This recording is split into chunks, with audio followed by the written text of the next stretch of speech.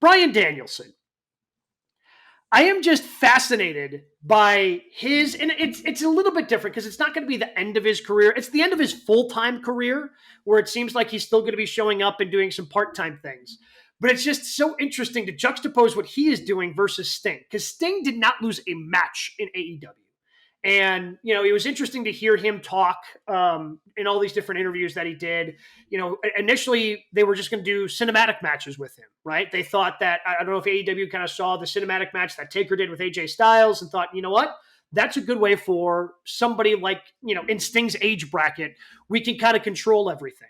And then eventually it becomes, okay, he's going to do matches. He's doing these tag matches and it's only every once in a while, but he never lost a match on his way out. And I'm sure, again, there were reports before his last match that he wanted to lose, but Tony Khan and the Young Bucks said, no, you're not going to lose. Meanwhile, Bryan Danielson is setting up dream match after dream match for himself on the way out the door. Is he actually going to win one of these dream matches?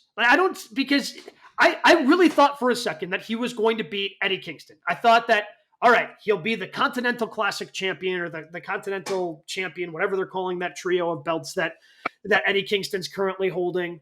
Yeah. Okay, he'll have some championships, much like Sting on his way out. And yet Bryan Danielson just refuses to win any of these matches ever. And I just found it funny as a wrestling fan to juxtapose those two things where Danielson is just going to have dream match after dream match, and he's not going to win a single one of them.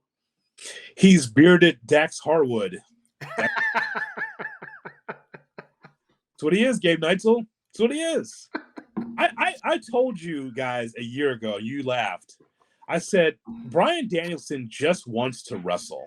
Yeah. You think in this business you'd have like this big ego, like I want all the championships, and that doesn't work for me, brother. Like Hogan would say in WCW, I'm not sure that won't work for me, brother. I don't know if I want to take on Billy Kidman. Well, and bringing up Sting, like, when Sting had that first big match against Hogan, when Sting, I guess I'm blanking on what they were calling. But yeah, like basically like Sting coming from the rafters and being that version of Sting, and the way that Hogan handled that and politicked his way for that match. Yes. So that's kind of what you're talking about, where Sting got screwed there, where Danielson's just like, no, you're going to beat me. No, I'm not going to win. I don't want championship me. No. Just a great match. I'll break my arm. Maybe I'll win, but then you'll get your win back. It'll be great. Yeah. That's who he is, man. Crow Sting. The guy, Crow Sting. That's what I was thinking of. Yes. He lost the match because he didn't have a tan and didn't wrestle for a year. That's what Bischoff says. He didn't have a tan. That's why he lost. And then the slow count by Nick Patrick. But another story. So Bryan Danielson, it is interesting because you are correct. Here's Sting, who went out better than The Undertaker did in WWE. Mm-hmm. He did. Sorry, Undertaker embarrassed himself toward the end. The cinematic match made up for all the bad matches in Saudi and the kind of bad matches they had with Goldberg. Sting was a tag team wrestler. And by the way, at his age, he needed to be. Even though he did singles shit, like the stuff that you see in your backyards or your indies now, diving off a balcony, Sting did that at age 64. And I really appreciate everything that Sting has done. It is amazing. But the way he went out was like, yeah, I'm not coming back. I'm not going to be an agent for you. I'm not going to be a producer for you. I'm just gone. I had my last match in Greensboro. I drew the house, sold out because of me and my retirement. So long. And so that's cool. Bryan Danielson, though, and this is the difference between Sting and Bryan Danielson. Sting wanted to have some fun and trying to help Darby Allin push him up. That's the only reason why he stuck around, to bring that young man up.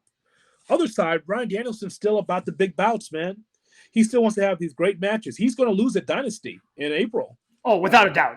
And it's going to be the match of the night. Like whenever our show is scheduled after that, we're going to have, well, we'll talk about that match, but what are our other matches of the week? Because those are just going to be the Danielson versus Ospreay is going to be the match of the night without a doubt. No doubt. But those are two different paths. That's my point.